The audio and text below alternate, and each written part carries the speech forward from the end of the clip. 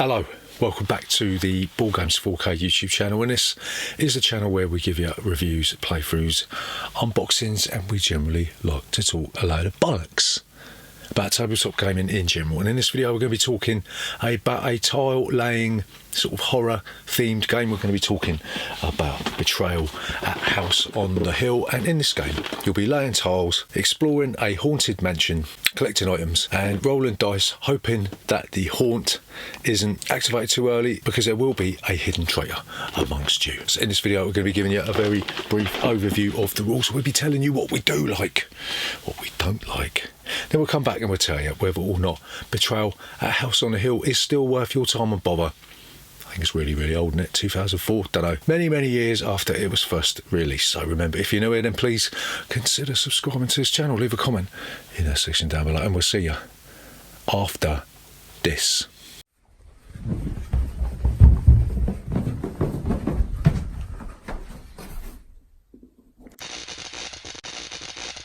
Board Games 4K. So, Betrayal at House on the Hill. Urge you play this game. So, Betrayal at House on the Hill is sort of like a tile laying exploration game, but it's got the added bonus of having a sort of semi-hidden traitor. So each player is going to take a character card. They're going to take the matching pre-painted miniature, and you'll take one of the attribute markers and you'll place it on the starting attribute for each character. Got a dump.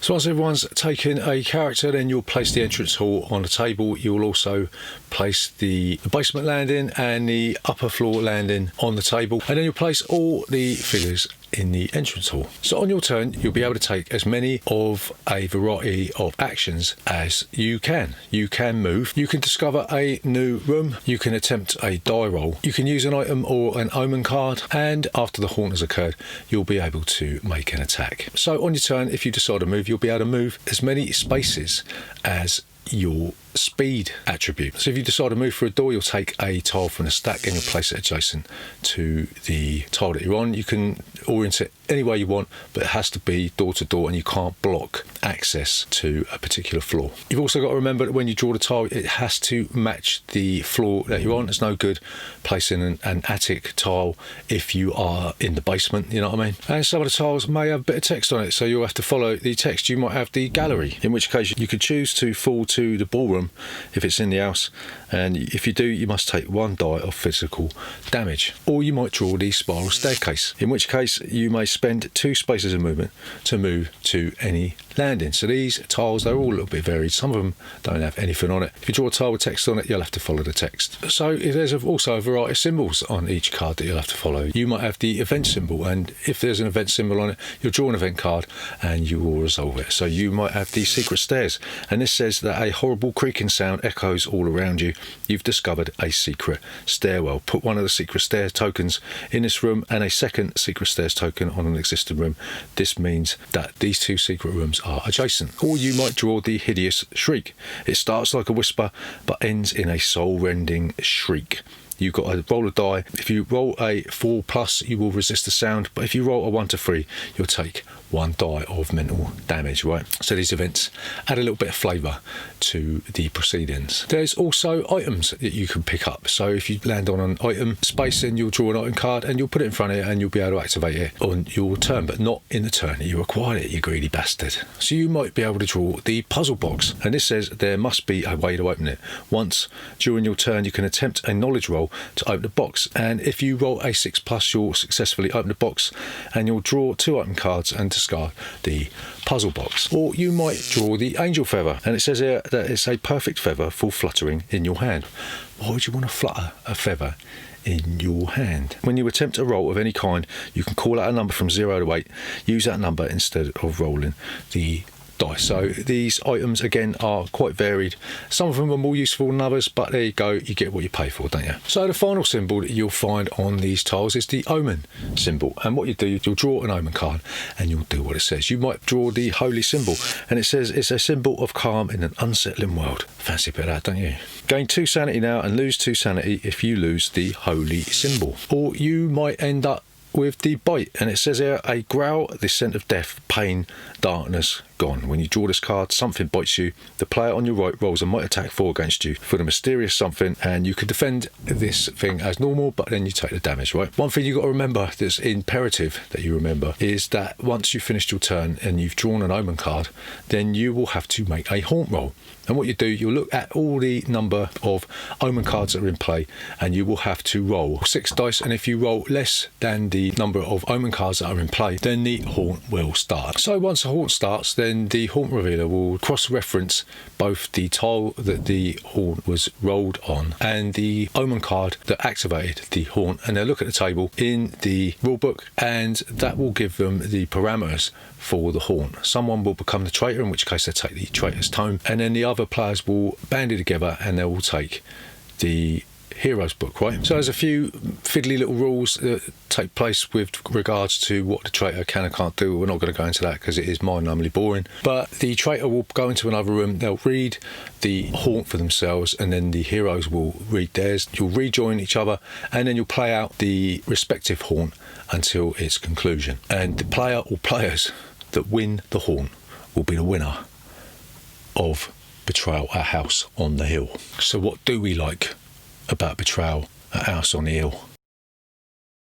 So the first thing that we really like about this game is it's got a really, really good, fun sense of exploration. The fact that the house is going to be completely different every time you play it is really, really wonderful, and the expansion adds more sort of tiles, more on that later. But it's really, really fun seeing how the house progresses, that the way that you might have a treehouse next to the ballroom. It's really, really funny, and it keeps the game fresh. The fact that the tiles always come out in a different formation every game, you know what I mean? Second thing we like about Betrayal at House on the Hill is the fact that they've given you pre-painted miniatures. Alright, they're not painted by John Blanche by any stretch of the imagination, but the fact that you've got these pre-painted minis in here and they're not just lumps of grey plastic means that it does add to the atmospheric nature of this one. So the next thing that we really like about Betrayal at House on the Hill is the fact that the haunt provides an edge of your seat kind of excitement every time an omen card is drawn, because obviously you never know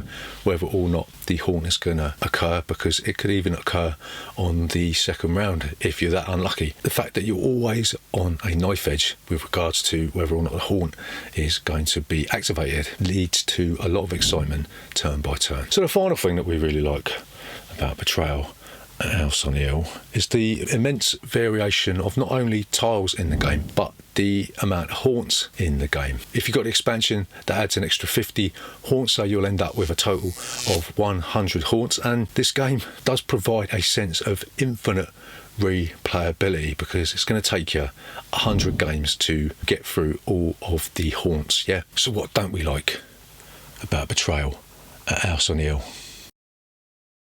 So the first thing that we don't like about Betrayal at House on the Hill, and the elephant in the room here, is that some of the haunts are absolutely, completely unplayable. They're broken. They don't work. We played this game the other day. We've done a live playthrough of this one, and the traitor's tome referred to tiles in the game that weren't actually specified in the haunt itself, so there was no way of completing the haunt properly. A lot of the haunts are very, very vague.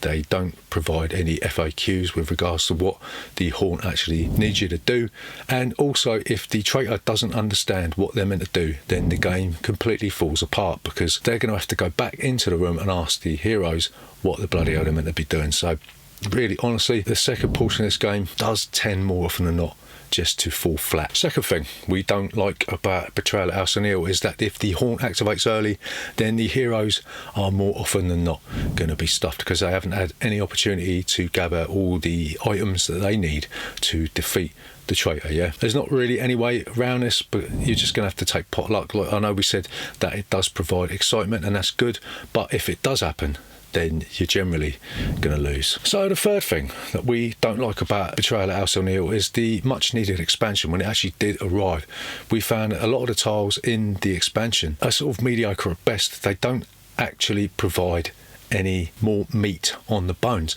A lot of these tiles are just ways of moving around the house quicker, like the dumbwaiter for instance, but that's going to cost you extra movement. So even though you're going to be able to move around the house quicker, it's going to cost you more movement points to do it. And to me, that is bloody stupid, but there you go. So the final thing that we don't like about Betrayal at House on the Hill is the fact that the second portion of the game can drag on and on and on. And like I said, when we played this the other day, where we didn't really know what we were meant to be doing, and the description of the haunt in both of the books didn't really give us a coherent instruction on what to do. The game just went on and on and on, and we didn't really know whether or not that was meant to be the case. So because the haunts are more often than not broken, the game does have a tendency to drag on in the second portion, and that's a big no-no. So to summarise, is Betrayal at House on the Hill still worth your time and bother today and in the future?